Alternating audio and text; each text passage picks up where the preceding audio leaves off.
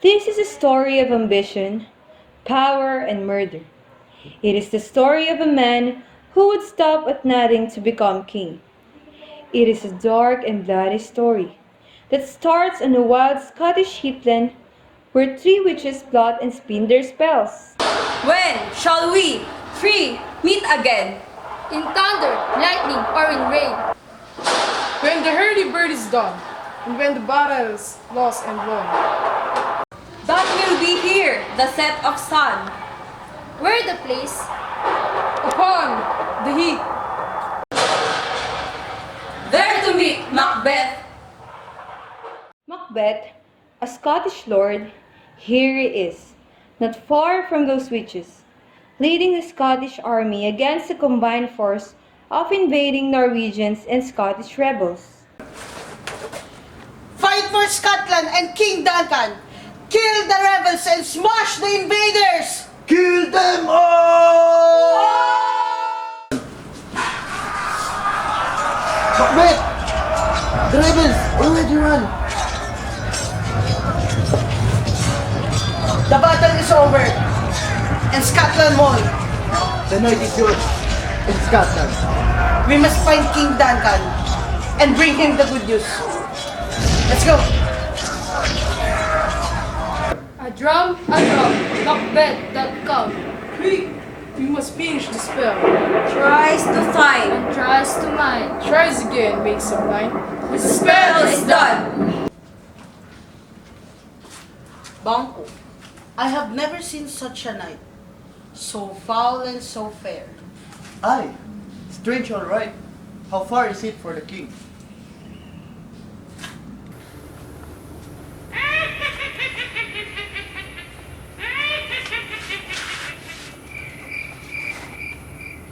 What are you? They don't look humans. Are you spirits? Speak if you can. Oh hey, Macbeth! Thane of Gamis. How do these weird creatures know my name? All hail Macbeth, Thane of Cawdor. I'm not a Thane of Cawdor.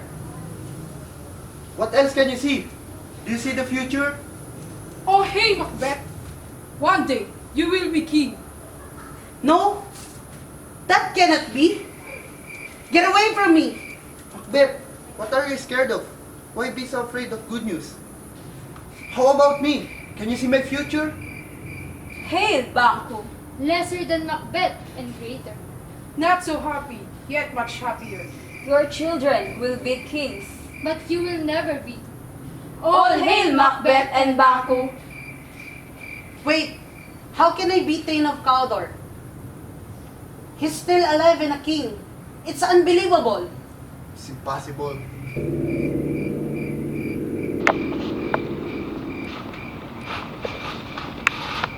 They're gone. Into the thin air. Macbeth and Banquo finally arrive at King Duncan's camp. Standing outside the king's tent are three of his noblemen, Angus, Ross, and Lennox. Look, here comes the general, Macbeth and Banco. My generals, Macbeth and Banco. Your Majesty. It is true. The battle is won. Norwegians have fled. Victory, the king. So, my cousin, Macbeth, Thane of Cawdor, how can I pay the debt I owe you after today? Serving you is the reward, Your Highness. And noble Banco too. My loyalty is your Highness. Today's joys overwhelms me. But I have one last announcement. I have chosen my eldest son, Malcolm, as my successor. He is now known to be Prince of Cumberland. All hail to Prince Malcolm. Prince Malcolm is now Duncan's heir. If I'm going to be king, this could cause problems.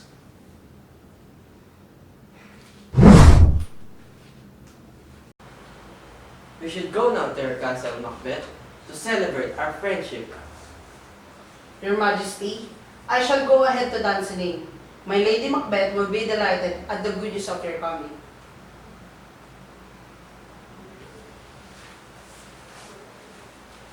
We should follow Macbeth. Macbeth's castle, his wife Lady Macbeth waiting for him to return from the battle. In her hands, she holds a letter from him. My beloved wife, I believe these weird sisters really must have special powers. They told me I'd be Thane of Cawdor, and it came true. They even said I would be king. Keep this secret, my partner of greatness. I will be with you soon, I promise. Oh, my dear Macbeth, you want greatness, but are you ruthless enough to do it? You're ambitious, but I think you'll be too scared to do what is needed.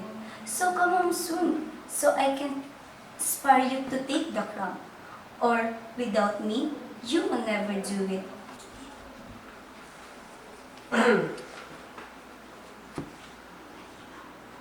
My lady, I have good news for you. King Duncan will come here tonight. And when does he leave? Tomorrow. That must not happen. He must not live to see the morning sun. Huh? What are you saying? You must welcome King Duncan when he arrives. Smile with him, look after him, but our guest must be taken care of tonight. Taking care of what?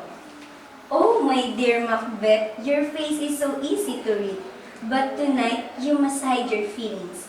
Be friendly to our king, and leave the plan to me. But No buts. Come now and let's prepare the feast. In the great hall of Dunsinane, King Duncan and all the lords and ladies stand to celebrate their victory. pray quiet for the king. A toast to our host, Lord and Lady Macbeth. To Lord and Lady Macbeth!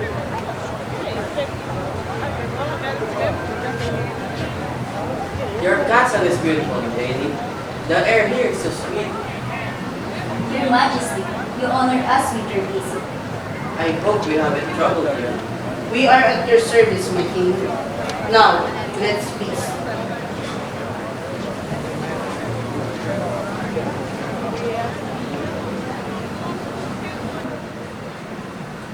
My king, may you excuse us for a while?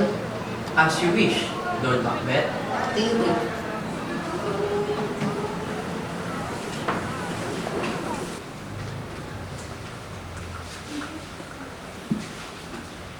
If I'm going to do this, I'd better do it fast. But Duncan trusts me. I should be protecting him, not killing him. There's only one reason to do it, and that's my ambition. And that could bring me down. When you finish a supper and go to sleep, that's when you do it. No, enough. We'll go no further with this plan. He has honored me as a Thane of Cawdor. Can we not just enjoy that? What are you saying? I like to wear the crown, but I don't dare take it.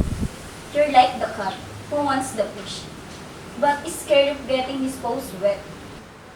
What if we fail? Have courage, and we will not fail. Do it when the cat is asleep, and after tonight, he will sleep forever. Is it settled then? Yes. Huh.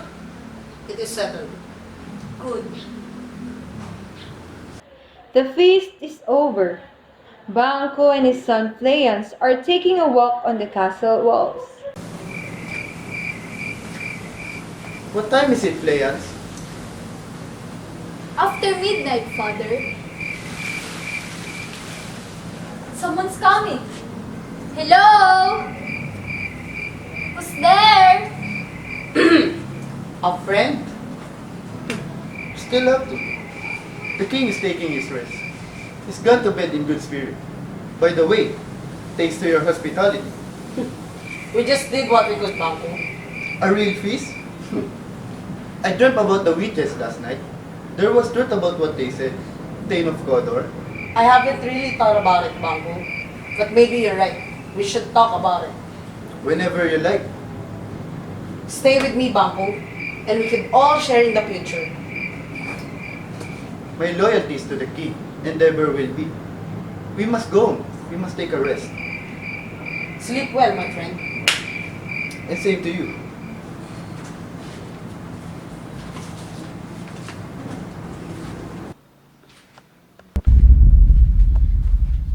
A night, while everyone was asleep, here I am, watching the king while he is sleeping.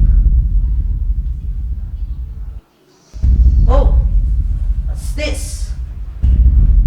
A dagger?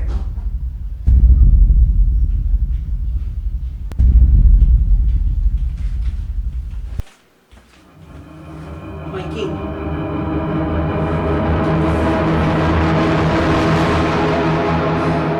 And now, there's a blood on the blade and handle.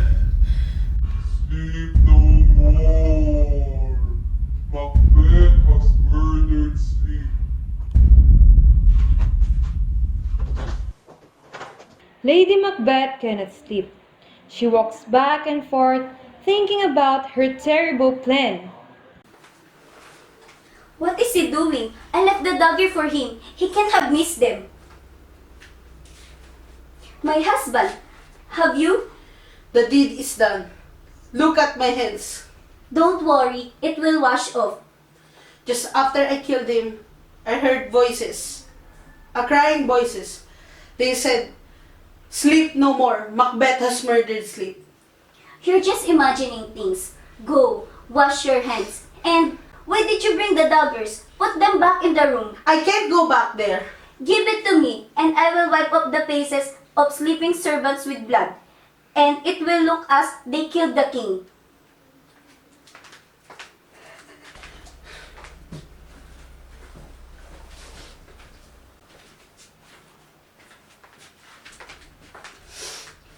Look, it's done. It looks like the servants committed the crime. Look at my hand. Same colors as yours. Someone's knocking at the south gate. I wish the knocking would wake Duncan. The king's body is quickly discovered. The lords, Macduff, Banquo, Ross, and Lennox jump from their beds and run from room to raise the alarm. The king is dead. What? Lennox, have you seen them? We must find the king's sons, Malcolm and Donald Bing. They're coming now. What's happening? What's going on? Your father has been murdered. No way! Tell us the name of the assassin. From the look of his own servants did their deed.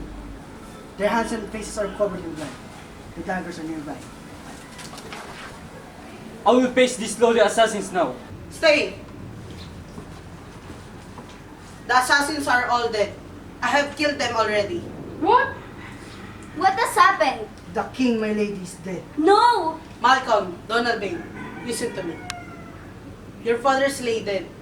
His murderers was so close. Who could hold back? Help, please. I feel... My lady! She faint! I must look after my lady. Let me carry her into her room, Lennox.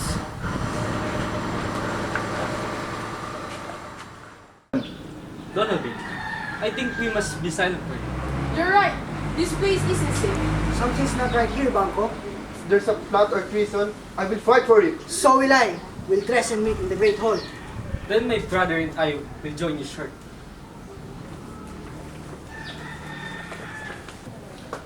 Donald, I don't trust anyone here. I think we must live separately. I will go to England. Then, are that for me, dear brother? Okay, then let's go now. While we can. There will be no mercy here.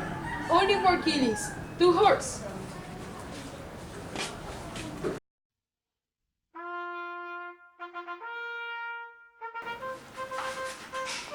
King Duncan has been murdered, and no one proclaimed as successor. Therefore, the Thane of Godor, General Macbeth, will be proclaimed as the new King of Scotland.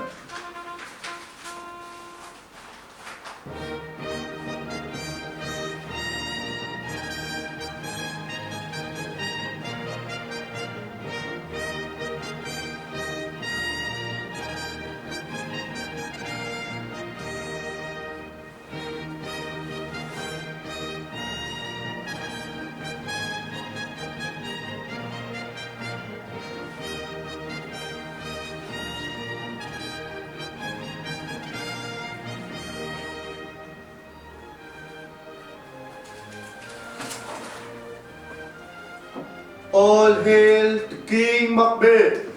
All hail King Macbeth!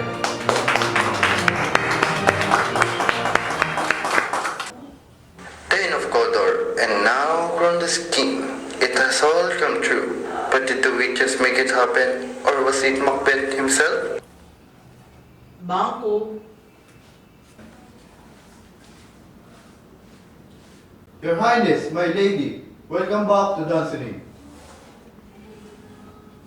Bangku, our loyal friend.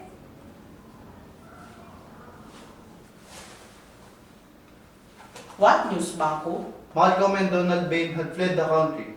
They telling that they did not kill their father. Well, they won't say that, wouldn't they? It's not important. We'll deal it tomorrow. In the meantime, Our feast? we'll celebrate tonight. You'll join us, I know. I'm your command, Your Highness. Wait, Bangko. Are you hunting today? Yes, Your Highness. Would you be long? Yes, Your Highness. All afternoon. Are you taking clients with you? Yes, Your Highness. Good, good. Enjoy yourselves and don't be late.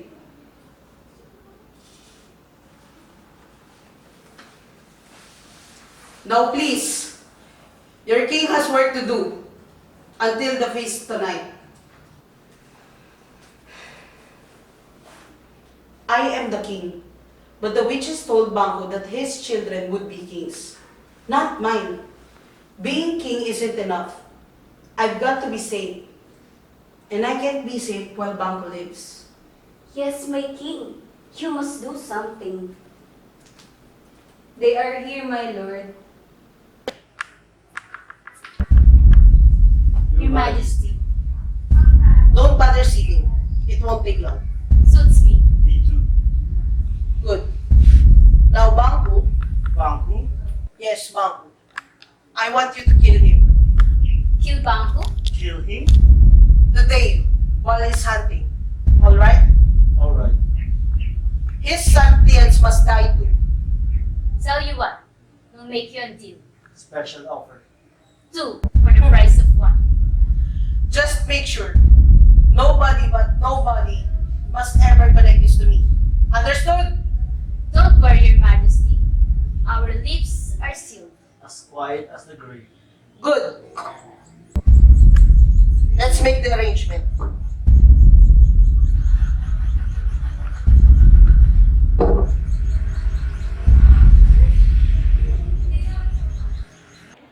Macbeth has been crowned King of Scotland, and the day of his coronation is to end with a great banquet to celebrate. In her bedroom, Lady Macbeth waits for her husband. She's having second thoughts. All I ever wanted was for him to be king. Now that he is, I wish it had never happened. Not this way. Are you ready, my queen? We should go down. What are you up to? Tell me. Don't worry. I've got things sorted. Just wait. I can't go on like this. You don't have to. Soon, it will be night. And in the night, anything is possible. What do you mean? Best that you don't know. Trust me. Come. Out in the heat, night is falling. Banquo and his son, Fleance, have been hunting and are on their way back to Dunsinane.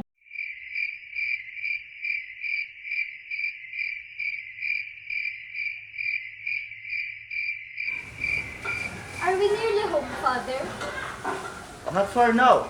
I can see the castle. My Lord Bangku. Not. It is. You come from Dunsinane? We do. Look like rains tonight. Worse than rain for you. Run, Freya! It's a trap! Quick! He's done! No use! He's too fast! We will never catch him! That's not good. There's a feast for the kings tonight. We will have to tell him there. That will spoil his party. I hope it doesn't spoil ours too. My lord. Yes, what it is? The two gentlemen, they have returned. What? They wish to speak with you over there by the door. Ah, yes. Some urgent business I have to deal with. I shall return.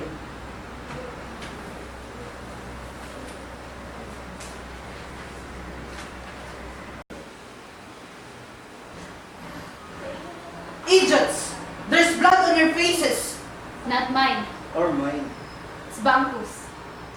Good! Better on you than in him. Is he dead? Yes, Your Majesty. Excellent! What about the boy? His son, Leance?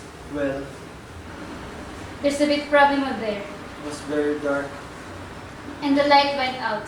and unfortunately, The boy escaped. What?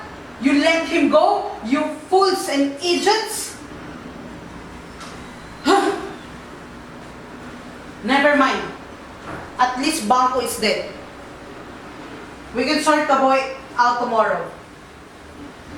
Now, get out of here. yes, Your Majesty.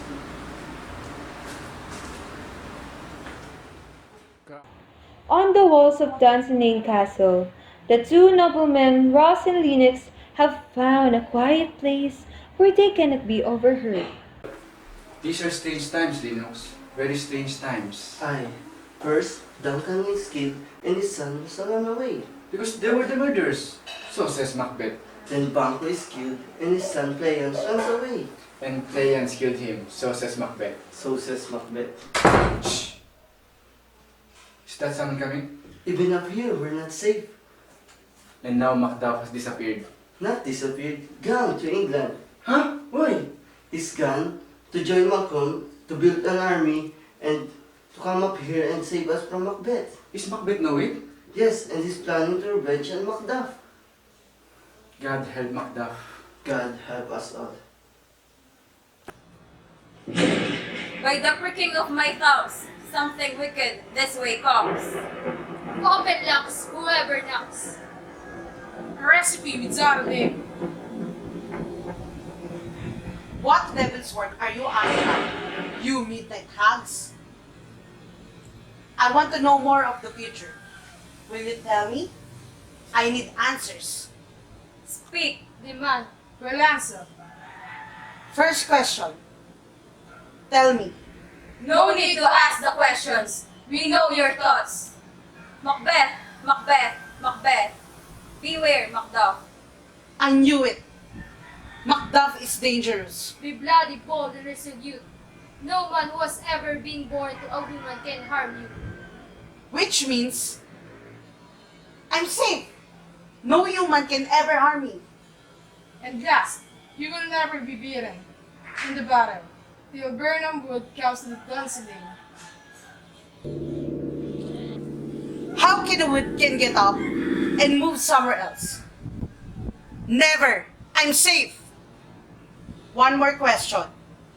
Banquo's children, shall they be kings? Your Highness. Lennox, don't be afraid. Do you see them? Oh, my lord. The weird sisters, of course. They've gone. They didn't answer. Are you all right, my lord? More than well, Lennox. Now, what news? Messengers. They say Macduff are trying to raise an army in England, my lord. A traitor! He'll favor this. I will take his castle, kill his wife, his children, and his family. Come now, Lennox. Let's go. Macduff's castle. Lady Macduff and her children await news of him from England.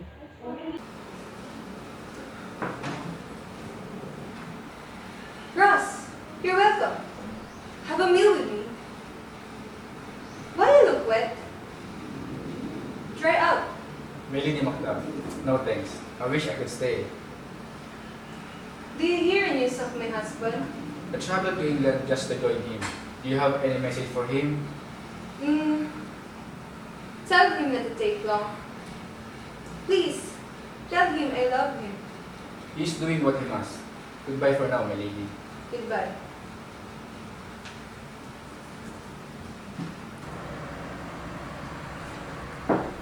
Where's your husband? Who are you? Know where you find him. He's a traitor! So are you. And you know what happens to traitor.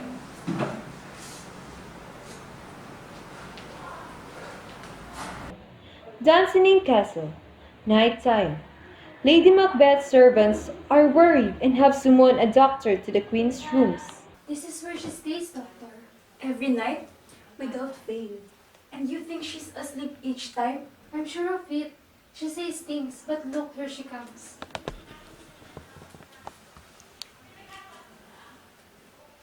Watch her and stay out of sight. Her eyes are open, but they do not see. What is she doing now? Washing her hands, but there's no water. Listen. Out, damn spot! Out, I say! Who would have thought an old man had so much blood on him? We're hearing things we shouldn't. Will these hands never be clean? Heaven knows what you're really thinking. The smell of blood is still there. This isn't an illness I can cure. I'll tell you, Banco's dead and buried. He can't came up of his grave. So that's it? Banco? You've heard too much already. There's nothing I can do for her. She needs a priest, not a doctor. God forgive us all. Good night. And you'd better forget what we've all just heard, or we're all dead. In England, Malcolm and Macduff raise a great army. It marches north to Dunsinane and prepares to do battle with Macbeth. Angus and Lennox meet on the heath. They too have raised an army and are ready to fight. What news, Angus? The English army is near, led by Malcolm and Macduff. They have come for revenge. And we shall join them? Poor Macduff. He knows? Yes, and he vowed to kill Macbeth. You think Macbeth ordered the killing? I know it. Macbeth is mad, and his murder sticks to his hands. Onward to Birnam Wood, and we shall meet our allies there.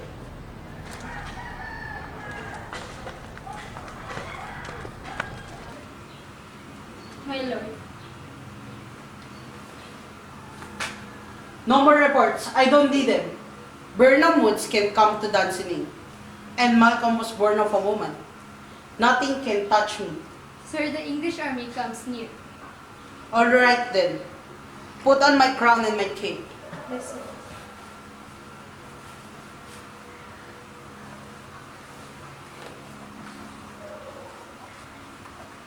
My lord, your wife. Who are you? The doctor, my lord. Your wife is sick. What's the matter with her? She is troubled. She will be fine. Come on, give me my sword and let's go. Yes, my lord. My lord, I'm not afraid of death. Till Burnham comes to Dunsinane. Let's go. I'm off. And no amount of money is going to bring me back to this place. The moment has come.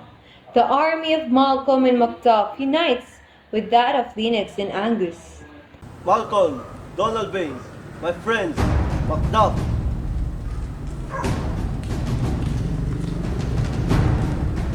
It's time for my wife and children to be avenged.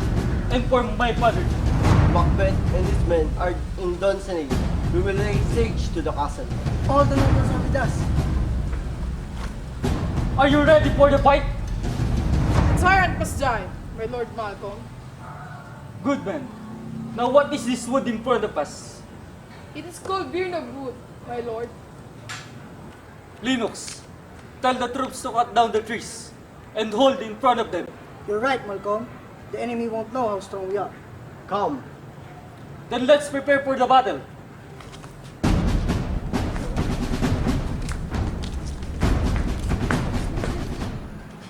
Tell my lady I'm about to leave per bottle.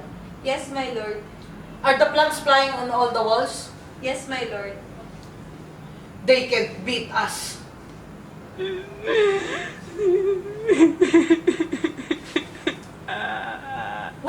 boys. Go and see!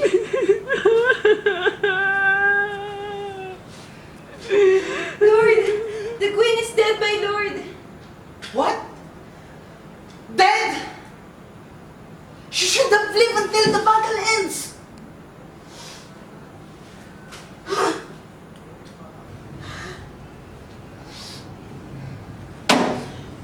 Where's my sword? My lord.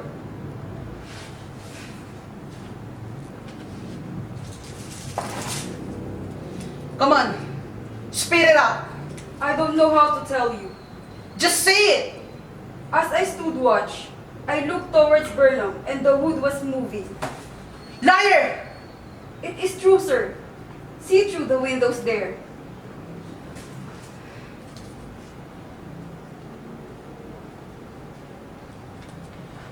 So it's true. Burnham comes to Dunsinane. Just like the weird sister said. The prophecy comes true. There's no running away.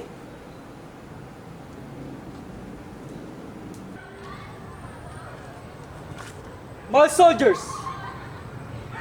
now throw away your branches. Bring on the trumpets. Let's roll.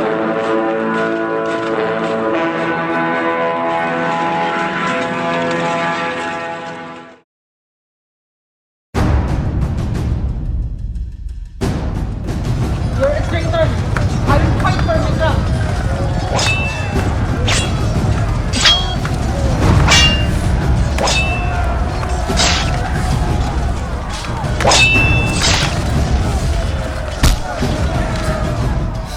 Do it! Do it! You're a coward! For the freedom of Scotland. We are free again. Scotland is ours.